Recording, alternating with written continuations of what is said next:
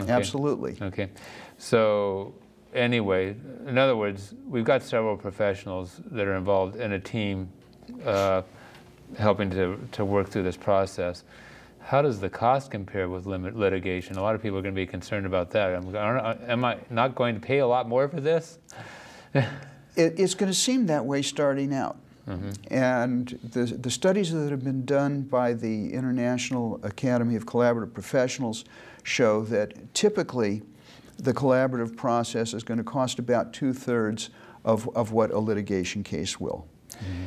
But the initial cost of the case isn't the whole cost of a case. Yeah. First of all, we're not going to have the dead time. A dead time waiting around in court, maybe to get heard, going in for this motion and that motion and not accomplishing anything. I see. When we're working, we're working. I see. Okay, we're going to have a meeting, we've got it scheduled, we show up, we've got the place, we've got the people, we're going to be working. It's private, which is a big difference between this and what you see in litigation.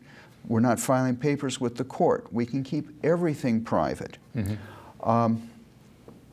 But if you're not coming back for that second bite of the apple, you're saving money. Right. If you're not grinding yourself into dust with the aggravation of having lost in court, you're saving a lot more than money. Well, and maybe you'll save a relationship. And maybe you'll save the relationship. And what's that worth? Everybody has it different. You know, there are still folks that I've run into that thrive on creating chaos and leaving it in their wake. Okay. All right. What's a family scenario where collaborative practice can work? Well, we know that, what is it, 80% of businesses are considered small businesses that are owned by families, 1, 2, 3 people. We were just doing business, buying some furniture the other day from a family-owned business, and you've got the 2 brothers running it. At some point, if they have a falling out, maybe somebody thinks the other brother gave somebody else too big a discount, or took some money, or messed up something. There's a situation where there's going to be a need for dispute resolution. It can be a divorce case. But what we're talking about today is in the legacy. And hopefully people pre-mortem will think about doing something to make sure that their heirs aren't going to be fighting over whatever is left behind, and will be relishing the memories of the person that was. You know, I'd certainly hope that my children would prefer to think of me as not having left chaos in the wake. Yeah. So I think a big thing that we haven't talked about is people, they have to have a willingness to sit down and to talk through issues. I mean, if they're so angry at each other that they can't see straight, and their ears are waxed shut, if you will, in biblical terms or whatever, then that's probably not a scenario where this is going to work, unless somehow you can, again, have somebody process them. One of these communications coaches, maybe, to help us to work through that. That's exactly where we start. When if somebody comes in to see me initially, and I get the sense that they have their ears waxed shut, I want to say, you're not going to be happy with anything until you figure out what it is that's really going to work for you long term.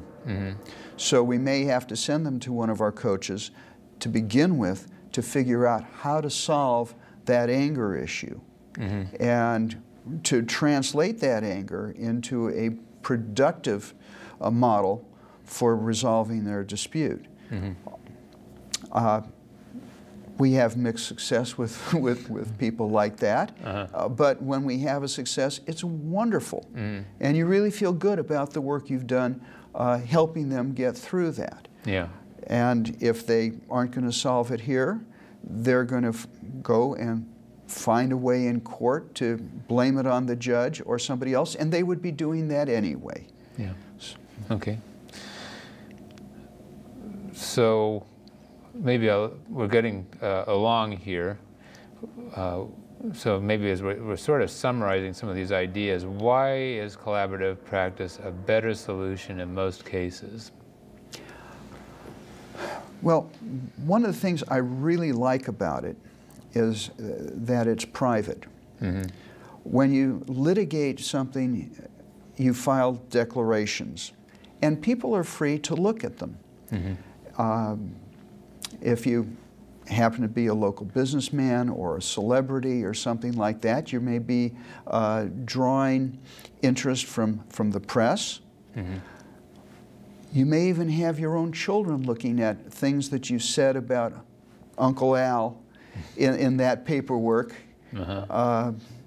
And there may be things that people say. There are frequently things that people will say about each other at the outset that they wish they hadn't. Yeah.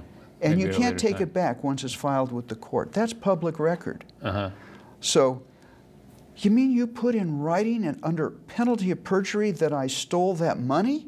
Mm. Wait a minute.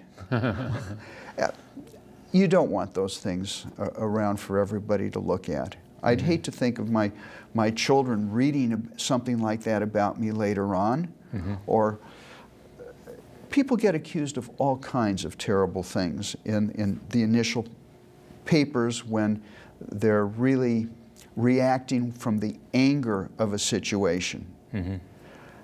And the truth of the matter is that civil courts that handle the divorces and the estates and probates and business litigation, they don't punish people.